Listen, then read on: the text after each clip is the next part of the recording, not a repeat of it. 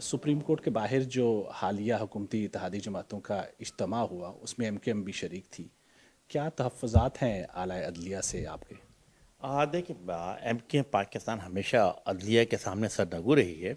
लेकिन अनफॉर्चुनेटली जो सूरत हाल मेरा हाल है पिछले 3 4 5 महीने से डेवलप हो रही थी, ऐसा नज़र आ रहा था कि लाडले को बहुत ज़्यादा सपोर्ट है और ये आम तासर अवाम में भी पाया जाता था। और मैं समझता हूँ कि इसके हवाले से अगर मौलाना फजल रहमान साहब ने पीडीएम की तरफ से एक मुजाहरा रखा तो एमकेएम ने क्या किया, हमने टोकन के तौर पे एमकेएम ने भी इस पर शिरकत की है।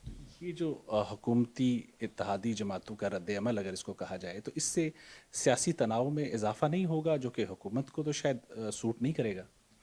देखिए, साथ साथ क्या हुआ कि जो पॉलिटिकल पार्टी की जो अलाइंस है, जो हुकूमती इत्तेहाद है, इनकी पॉलिटिकल पार्टी भी आपस में बैठी है, मशवरा किया, मशावरत किया। मशावरत में क्या फ़ैसला हुआ था कि हम मुज़ाकरात के दरवाजे बंद नहीं करेंगे।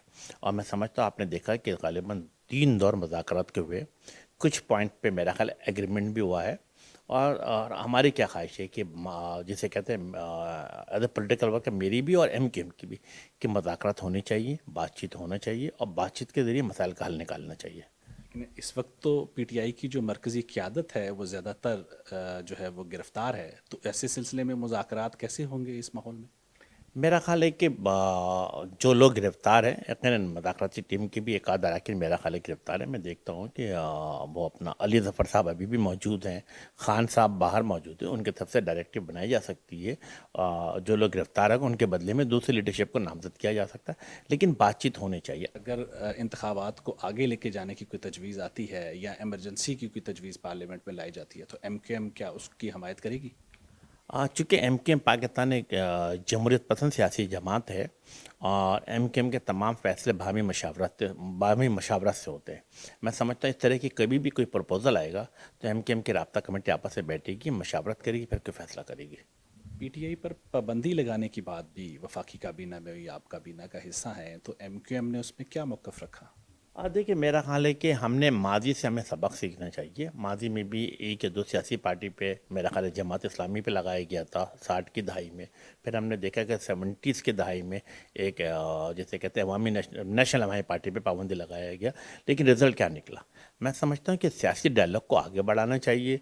जो मॉडरेट फेस है, जो सोबर सैनर एलिमेंट है पीटीआई के अंदर, उनको आगे लेके आना चाहिए, बल्कि उनको खुद आगे आना चाहिए, कमान अपने हाथ में संभालनी चाहिए और जमहूरी तरीक़ेकार के मुताबिक बातचीत के ज़रिए मसाइल का हल निकाला जाए। कोर कमांडर्स के इजलास में ये फैसला किया गया है कि फ़ौजी तनसीबात पे हमला करने वालों के ख़िलाफ़ आर्मी एक्ट के तहत मुकदमात चलाएंगे। एमक्यूएम इस फैसले को कैसे देखती है? अगर कोई भी लोग, कोई भी पॉलिटिकल पार्टी, कोई मिड लेवल या हाई लेवल का अहदेदार भी किसी पॉलिटिकल पार्टी के ऐसे मुलविस है, उससे आइन और कानून के मुताबिक उसके खिलाफ कार्रवाई होनी चाहिए। और इस हवाले से क्या फ़ौजी एक्ट या स्पेशल सीक्रेट एक्ट जो है उसका इस्तेमाल हो सकता है आम शहरियों पे आपकी हाँ, नज़र में? मैं देखिए, मैं ये समझता हूँ कि अगर किसी ने रेड लाइन क्रॉस किया है और मैंने देखा है कि मुख्तलिफ शहरों के अंदर जो जो फ़ौजी तनसीबात थी, उसको आग लगाया गया, उसको तोड़ फोड़ की गई, उन नाजीबा अल्फाज इस्तेमाल किए गए हैं, तो यकीन मेरा ख्याल उनके खिलाफ उस एक्ट के तहत भी जहाँ जहाँ मुमकिन हो सके महदूद पैमाने पर कार्रवाई होनी चाहिए। आप इमरान खान की वफाकी काबीना का हिस्सा भी रहे हैं, आपकी नज़र में क्या पीटीआई ने वाकई रेड लाइन क्रॉस कर ली है? जी, मेरा ख़्याल है कि इस पे तो कोई दो राय नहीं है कि इमरान खान साहब को हमेशा अब उनके मेरे साबिक़ बॉस रह चुके हैं। हमेशा मैंने उनको मशवरा दिया है कि आइन और कानून के मुताबिक अपनी सियासी जदोजहद करें। लेकिन अनफॉर्चुनेट उन्होंने तमाम तकरीर में, तमाम प्रेस कॉन्फ्रेंस में उन्होंने मुख्तलिफ हलकों को टारगेट करना शुरू किया, जिसके बिना पे मैं समझता हूँ उनके वोट बैंक में भी कमी आ रही है, उनके खिलाफ शदीद गम और गुस्सा पाया जाता है। और अपने आप को मेरा ख्याल है जमहूरी तरीक़ेकार के मुताबिक, सियासी तरीक़ेकार के मुताबिक सियासी पार्टी पे जो बात करनी है, खिलाफ बात करनी है, मेरा ख्याल है तमाम लोगों को आज़ादी होनी चाहिए और इमरान खान को भी इसका हक मिलना चाहिए। क्या समझते हैं कि अभी भी रास्ता है इमरान खान और एस्टेब्लिशमेंट के दरमियान कहीं पे मुफाहमत हो सकती है? एज ए पोलिटिकल वर्कर मेरी तो ख्वाहिश है कि यस, तमाम सियासी पार्टियों के साथ मुज़ाकरात होनी चाहिए, चाहे वो पीटीआई हो, जमात इस्लामी हो या कोई भी सियासी पार्टी हो। मेरा ख्याल है बातचीत के अमल को आगे बढ़ाना चाहिए।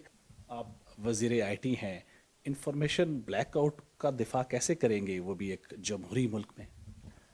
देखिए, मेरा ख्याल है कि जो तरीक़ेकार 9 तारीख को अपनाया गया, 9 मई को, جس انداز سے توڑ پھوڑ کی گئی وہ بھی قابل مذمت ہے، لیکن 9 مئی کو رات کے 7-8 بجے کے بعد جو جیسے کہتے ہیں کہ انٹرنیٹ کو بلاک کر دیا گیا، یہ مسائل کا حل نہیں ہے۔ منسٹری آف آئی ٹی کی واضح پالیسی ہے کہ پابندی مسائل کا حل نہیں ہے، پابندی ترقی کے عمل کو روکتی ہے۔